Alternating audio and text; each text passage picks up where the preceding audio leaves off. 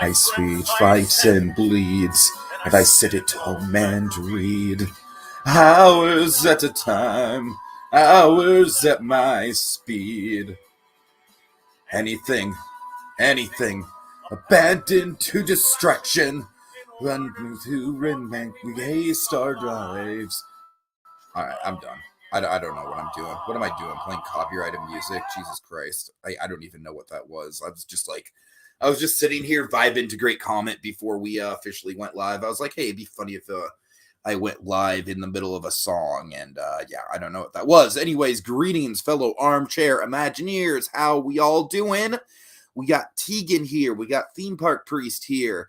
We got Sharon and Susan here. Hopefully Mickeynerd and Outbound show up soon. Indeed. So, yeah, it is the So You Want to Be an Imagineer Season 19 Madcap Circus winner reveal. You know what these are, guys? You know what these are? These are the votes. These are the votes. All the jury members literally hand mailed their votes to me, and I got them. No, I'm just kidding. But yes, I will read them in appropriately suspenseful order for maximum dramatic effect and whatnot. And also, I don't know if you guys noticed on the channel, but on the YouTube channel, we have a premiere coming up for a certain teaser trailer for a certain competition that is not happening anytime soon, but that I'm very excited about. So Jeff Probst is a boomer, on legitimately. I love him, but he is definitely a boomer. I mean, have you seen his new look for season 41? He's got the gray sideburns going on. What Disney magic did you use to get Nate's vote? I mean, I just waited patiently and kept kind of reminding him in the comments. So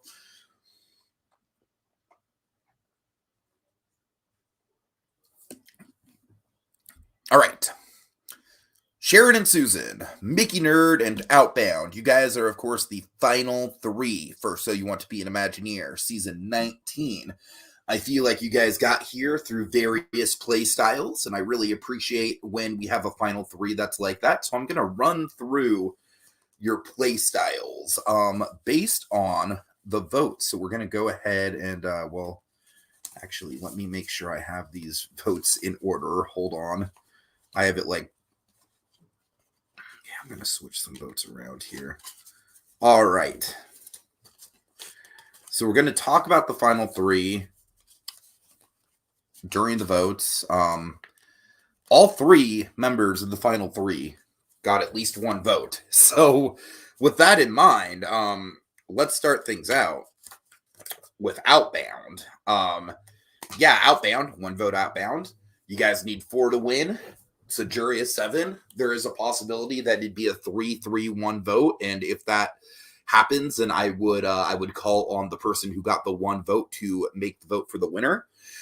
So Outbound, I feel is very much this is his kind of comeback season. He got as far as he could in season 18. He really he played just about as well as he could have possibly played that season. I think what kind of did him in was the fact that Joker was just a little bit more social than he was, and I don't know. Honestly, that was a weird end game. I'm still kind of surprised that it kind of came down to Jokers as the winner and not Outbound. But regardless, Outbound has been playing very hard all season long. He's definitely been the overcat of the season.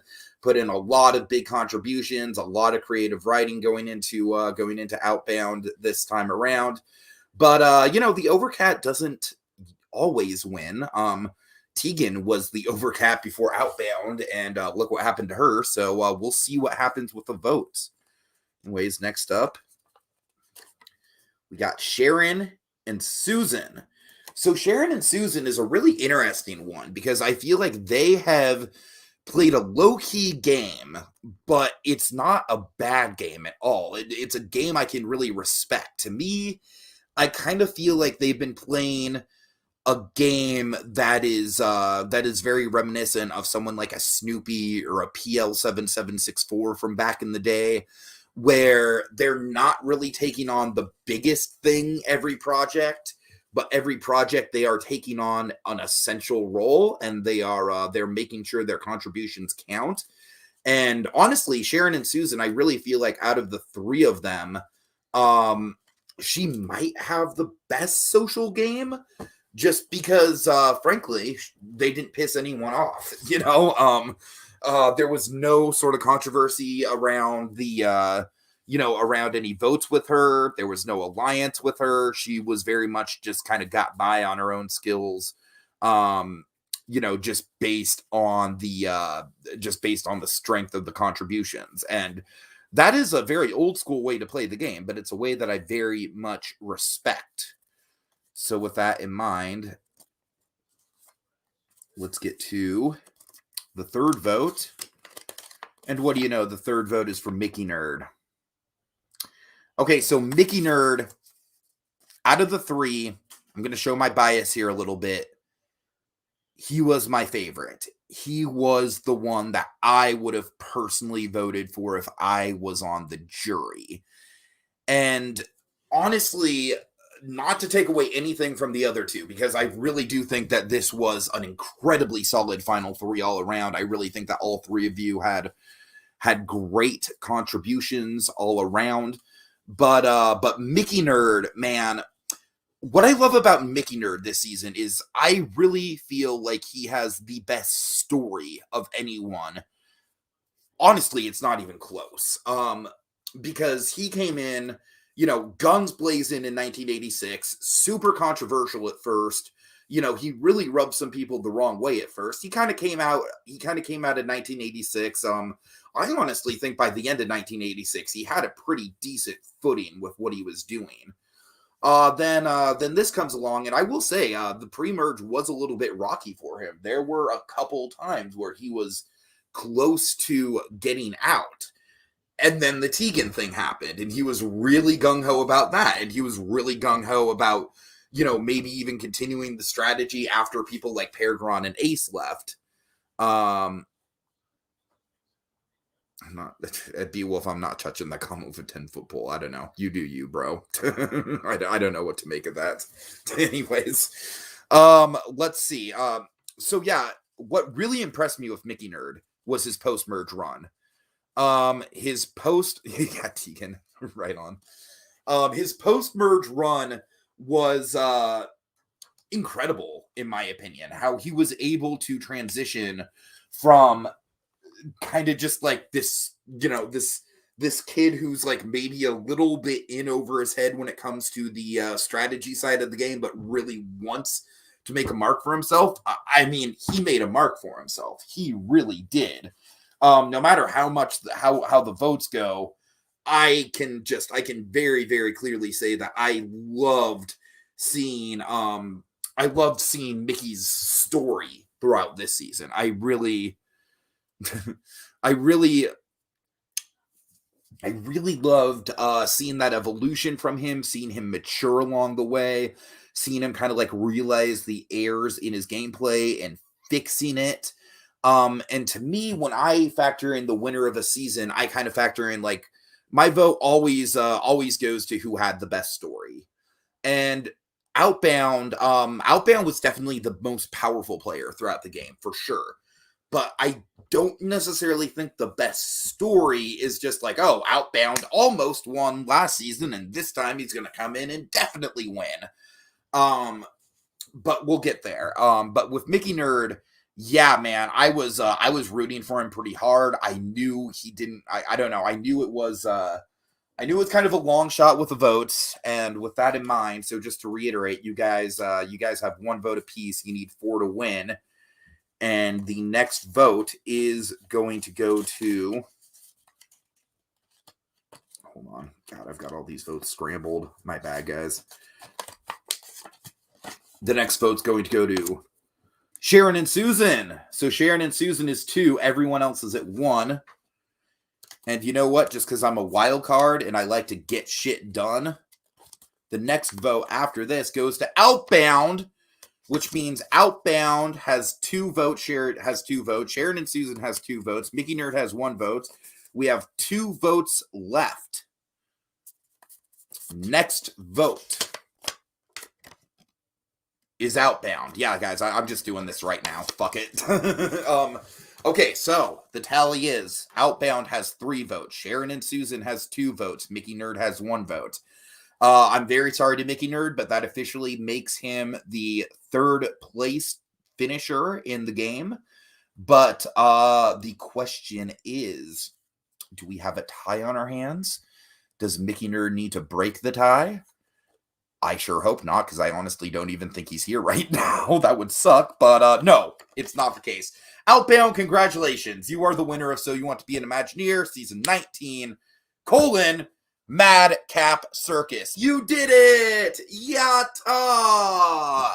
All right. Okay, so let's break down everything. So yeah, with this, I like I said, I definitely think that Mickeynerd had a more interesting story. With Outbound, honestly, like, this is one of those wins where I'm going to give Outbound a lot of props. He dominated the season. He dominated the season so much that I could kind of see his win coming from a mile away. And from a production side of things, that's not the most exciting win. It's a very, very respectful win, Outbound. I want to give you credit there. Super, super respectful win. I think you're up there in the elite as far as like winners. He kind of deserved it after the 4D chess playing. Yeah, at Outbound, I definitely think you excelled in the strategy where Mickeynerd kind of ruffled some feathers. I think you were able to do it and still kind of come off relatively unscathed and relatively like in good standings with people. I feel like Mickeynerd, Mickeynerd obviously is a bit younger. Although I certainly think this season was a big boost of maturity for him. But I definitely think that his actions with the Tegan boot, or not with the Tegan boot, but with the ace and the Paragon boot, I definitely think it kind of rubbed some people the wrong way. I don't want to speculate on the jury vote. The jury vote can happen literally any way you guys want. Sharon and Susan, I gotta say, I'm genuinely surprised that you were 2nd place and not 3rd place, just because with the storyline of Mickeynerd, I don't know. I thought that it would be a close call, but Sharon and Susan, like, genuinely, like, congrats on a well-earned 2nd place finish. Like, I'm honestly, like, really, really happy about a 2nd place finish for you, because I'm honestly like a strong advocate for your type of gameplay. I really am. I think players like you make the game more interesting in the in light of big time like power players like the Paragons and the Outbounds and the Tegans of the world. And for you to go all the way to 2nd place with the jury votes, I think that's definitely something super respectful.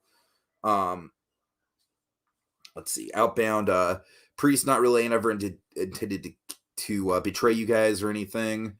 It was more that I was willing to let you do your own thing and me do mine. Yeah, for sure.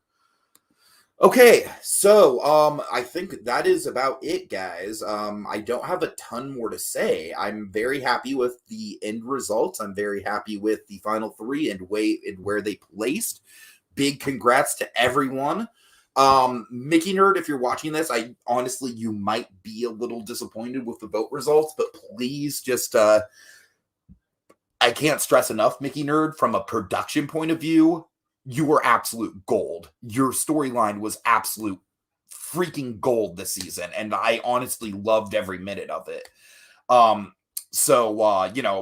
mean, if anything else, Mickeynerd, you were an incredibly memorable character this time around.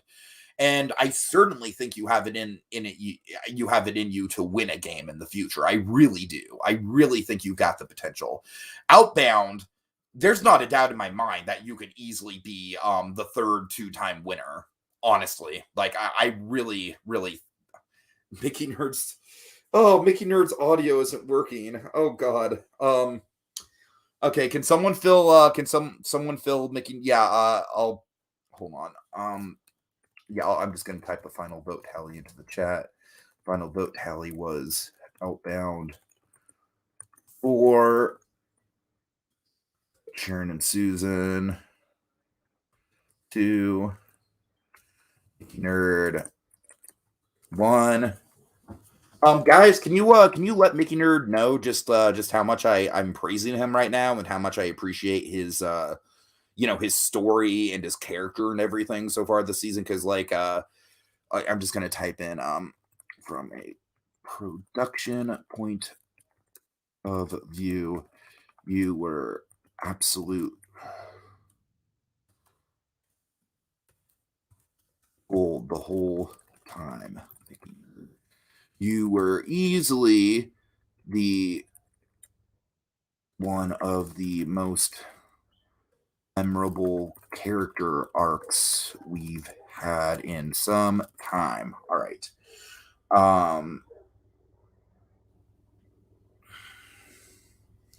Okay, so guys, I think the only thing left to do is I will let my hold on. I'm gonna go ahead and pull the video up because it's actually up on the channel. You guys, if you wanna watch along, you can. But I did set it to premiere on my channel right now, so it should, in theory, be up there. Let's see if it is. Shall we? Yeah, it's premiering now. Okay. I like how there's one person watching it. Oh wait, it's actually it's literally premiering right now. That's funny timing. Okay. So guys, I'm just gonna let my good friend Conan take the reins. Now, just to emphasize, this is not going to be in 2022. 2022 is very loaded right now with new competitions, and I'm really stoked to see the new competitions. I think they've all got a ton of potential. As of right now, I'm hopefully crossing my fingers for this to be in 2023. But regardless, the Tiki competitions are going to be taking a year hiatus in 2022. I'll probably be playing in at least a couple of the 2022 competitions to get my creative juices flowing. I'll certainly be covering some of the competitions on the podcast. But yeah, with that in mind, I'll go ahead and let's share it. Let's check this out, guys. Let me make sure my audio is all turned up all the way. Hold on. I think it's all turned up. Yeah, it is. Okay. Hopefully you guys can hear it okay. I'm just using my my laptop speakers. Here we go. This is a very long 2. This is a disturbingly long 2. Oh god. Okay, hold on. Fast forward. 2, 1, go. Hold on. I don't need the closed captions. Let's just go back just a little bit. Sorry, guys. I'm a perfectionist when it comes to these reveals. Okay, here we go. Man, that was so stupid. We got to cleanse. I think we have to cleanse the palate now. I do. I think we need to just change the whole tone of the show immediately. I think we're adults here. I think we should stop being silly. I think we should relax. I think we should focus. I think, ladies and gentlemen, it's time, once again, that we look into the future.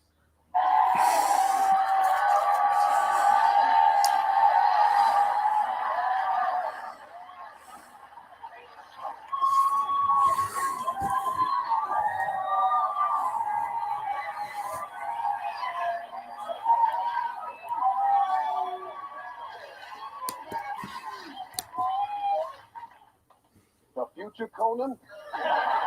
I don't know why the closed caption's coming on, guys. I'm sorry about that. Just ignore it. Look to the future. All the way to the year 2000.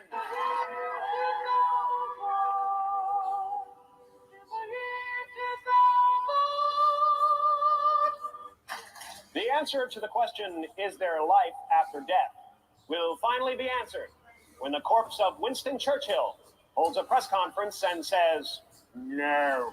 The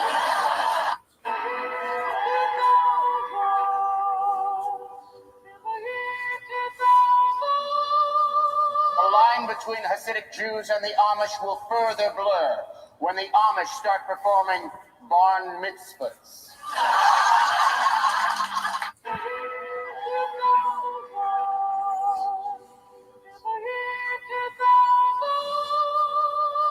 A man with a bulge in his crotch will be asked by his girlfriend if he has a banana in his pocket or if he's just happy to see her. In fact, he will both be happy to see her and have a banana in his pocket. From that point on, men with bulges will be asked, is that a banana in your pocket and or are you happy to see me?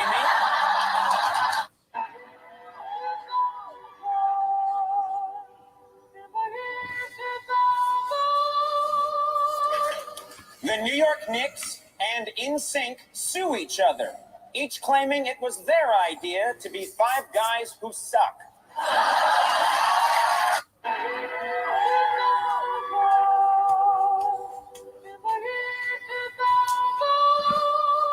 Meg Ryan once again gets romantically involved with her co-star, this time while filming Free Willy 3.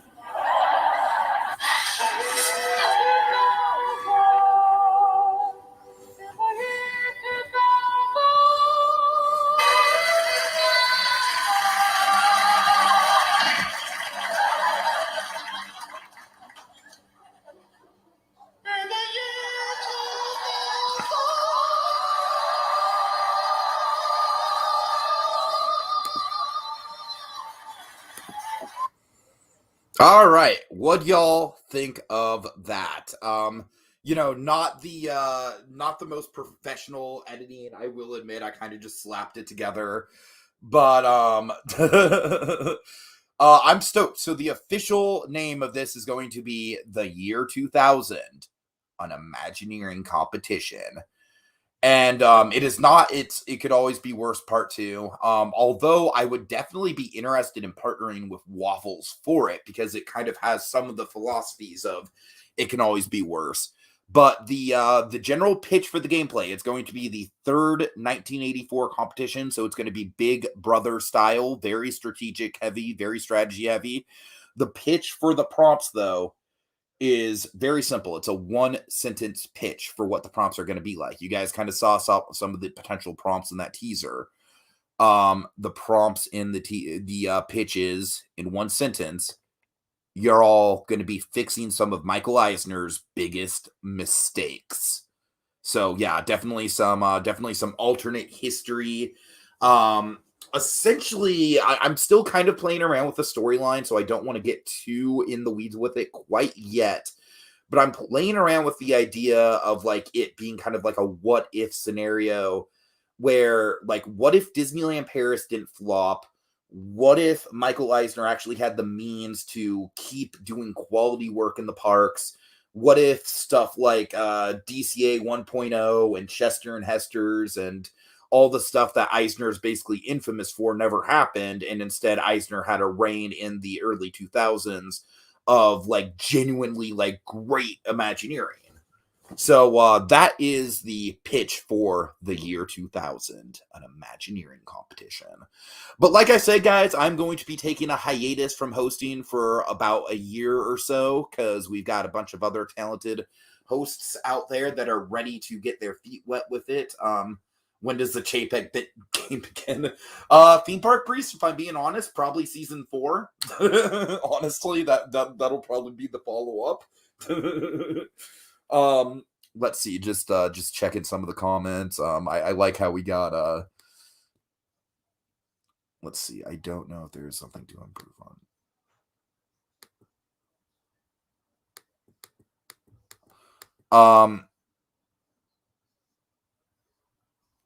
Yeah, Mickeynerd. I mean, I know he'll see this later, but I just want to emphasize Mickeynerd. Like, you, huge character. I really think that at the end of the day, if there was one thing that you maybe did wrong, I would say maybe just you were a little arrogant with some of the strategy in the merge portion of the game, and I think that might have rubbed some people the wrong way. But I mean, that literally happened. Like, there are so many people who play Survivor and all kinds of different like social strategy competitions where it's like getting a little arrogant at the merge because of strategy. I mean, it's like, it's so basic, Mickeynerd. Like, you have nothing to be ashamed of. It's a basic trap to fall into. You were in a really good alliance. Your alliance had literally all of the powers of the season. I don't blame you for getting a little cocky. It's just something to check yourself on next time. So, all right, guys, that is it. And just as a cheap self-promotion, if you're all following Marvel's What If, we're going to be doing a podcast on that at the top of the hour. So, why don't y'all migrate over there? And I would love to have y'all. Let's see. Tegan says, I voted for Outbound. I respect the hell out of mixed strategy plays. It didn't rub me the wrong way at all. I just thought Outbound played flawlessly. Outbound is just a tough person to beat at the end of the day. That's also like, I honestly think that Outbound winning was, I don't want to say it was inevitable, but like after a certain point, it really kind of came down to like, if he gets into the final three with most anyone, I think, like, honestly, from what I can think of, like, Tegan probably had a shot against Outbound. Maybe Theme Park Priest. Maybe just because Theme Park Priest had a really rock solid social game. But legitimately, like, out of the post-merge, like, that's it. Like, Outbound is, like, pretty much winning against anyone. He had a big season last season. He came in with a vengeance. So, I mean, I saw this win coming from pretty far off in the season. Like, honestly, by the time we merged, I was kind of, like, in the mode of, like, if Outbound doesn't win, I'm going to be surprised. And lo and behold, he won. So yeah, the selfish side of me was like, oh, it'd be crazy to see a Mickeynerd win, but and I'd love to see Mickeynerd win, just because I really think that, I mean, look, just speaking candidly here, like, I don't know about you guys, but like Mickeynerd, he can be in his own head sometimes, but man, I respect the hell out of how much that kid is devoted to the game and how passionate he is for it. Mickeynerd and people like Mickeynerd, I want to just emphasize this. People like Mickeynerd, people who might not have a lot of friends in the real world, people who might be a little bit awkward socially, but who just dive into this stuff head first. Those are the people that I like to cater to with these games. Those are the people that I continue to make these games for.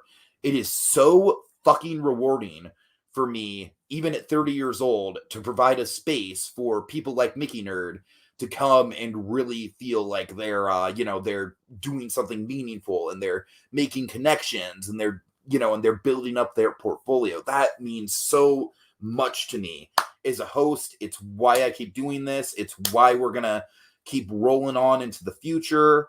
So yeah, as for season 20, I don't really want to make any promises with it yet. I honestly, the date for it really hasn't been locked down yet. I'm actually talking to a couple people about possibly moving a So You Want to Be an Imagineer season off of WDW Magic, and I don't want to scare you guys. It'd be an experiment. It wouldn't be season 20. Season 20 will definitely be hosted on WDW Magic, but I'm very curious. I've been talking to some people in the wider ORG community, and I would be very curious to see how a game format like this would play to, like, let's say people who play a bunch of Survivor games online, and this game, it would be like another avenue where it's not actually, it's not an actual Survivor game, but there's Survivor type elements, but it's way more based on the creative side. All right, so guys, I think I'm going to go ahead and sign out. Again, check out the podcast for What If. We would love to have you in the comments for that one. It'd be great. You all are awesome, and I will have written feedback for the final project tonight at some point. I can't guarantee it like right away, just because I'm jumping basically from this to What If right away. But it will be up by the end of the night. And I also plan on I mentioned this earlier, but I also planned on having a write-up of all of the final 5, just what I think of their individual games, their strengths, their weaknesses, how they played throughout the season, as well as some final thoughts, final written thoughts on their semifinals projects, just because I didn't get around to written thoughts on the semifinals. And yeah, that's about it. You guys rock. I love this community. I love hosting this game. Also, if you're curious, I'm going to be in a game, and I will well, you know what? I will post more about that in the thread, but stay tuned, because I am actually in a web series on YouTube, a strategy web series, believe it or not. How will I do? Who knows? All right. Okay, guys, have a good season. You're all awesome. Just to shout you out, Theme Park Priest, Tegan, Mickey Waffles, Sharon&Susan, Outbound, Mickeynerd. I believe I got everyone. If I don't, oh, one more thing. B Wolf. One more thing. We actually have a prize. For Outbound. I'm not sure if it's ready yet. The jurors can by all means give you guys some more details on this.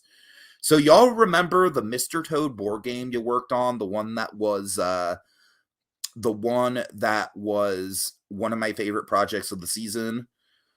Well, I believe it's Ace Astro. I know it's not ready yet, Theme Park Priest, but I want to announce it. Ace Astro had a great idea of, why don't we go on board games aren't really that hard to design in the real world if you just want a proof of concept for one, basically. And so Outbound, or Ace, I'm not exactly sure where he went, but Outbound, you are going to be getting a copy of the Mr. Toad's Wild Ride board game. An exclusive, one and only copy of, limited edition to one singular copy, and you are getting it. So we will definitely have details for you there. The prizes are definitely something I want to have going forward, as far as basically I'd love to start doing stuff where we incorporate a project every season that you could also win as a prize. So for example, maybe a t-shirt design competition or something like that. I'd really, because I don't like the idea of cash prizes. I just don't really think it's ever been in the philosophy of the game. But I do love the idea of the winner taking home a prize that is a representation of something creative that they did within the game. So yeah, the Mr. Toad's Wild Ride board game will be delivered to Outbound as soon as it's ready. And Outbound, I expect you to do a stream playing that board game with your college buddies. All right. No, you don't have to do that. But yeah, definitely share some pictures when you get it, for sure. All right, guys, you're all awesome. I'm going to sign out. We got a lot of fun stuff coming up. The Imagineering. I'm going to be a player in the Imagineering, so look out for that. I honestly don't know how well I'm going to do because I've been pretty busy, but it could always be worse. Definitely gave me a creative itch. I love what I've been doing with It Could Always Be Worse so far, because I like that I did kind of a total balls to the walls blue sky project with Doctor Strange in the multiversal manner. And then I also love that I was able to just totally reel it back, go the complete opposite direction with my tea garden idea. So I'm feeling pretty rejuvenated creatively. So I'm excited for the Imagineering. I very much am. And yeah, additional copies can be made available. Here's the thing, guys. With the additional copies, we'll get into that. I don't know what the cost will be to produce them, and I'm still not entirely honestly, maybe it could be a Patreon thing. Maybe. Honestly, we'll figure it out. Guys, I'm rambling on too long. You guys all rock, though. Seriously. This is a great community. I'm really excited for 2022 to see some of the new faces and the new hosts make their mark. And 2023, baby, the year 2000. Get ready. All right, guys. Have Have a good one. And also one more thing. Sorry, I keep coming up with like one more thing. Exit interviews. Tegan has confirmed that they would like to do one, and Tegan, just to confirm, I haven't gotten a chance to get back to you yet, but yes, absolutely, I would love to do an exit interview with you. We just have to set up a time, and honestly, it'll probably be sometime like in early September. But anyone else who is down for an exit interview, I know with this particular final three, I think all three of you had challenges for for coming on to the podcast. I know Outbound's in college. I think in the past, both Sharon&Susan and Mickeynerd have expressed not really, kind of wanting to stay anonymous, which I totally respect. So that's why I decided to do the Jury Speaks stuff via text and not try to arrange a whole big Jury Speaks podcast. But yeah, guys, anyone who was in the cast at all, honestly, I'd even if you didn't make the merge, I'd love to hear your side of things from playing in it. So by all means, I'd love to get a rollout of some exit interviews going. Just hit me up for that. In your either in your production PM or just start a new PM. I don't really care. All right, I'm rambling, guys. I'm gonna get going. I'm gonna end the broadcast. I'm gonna do it.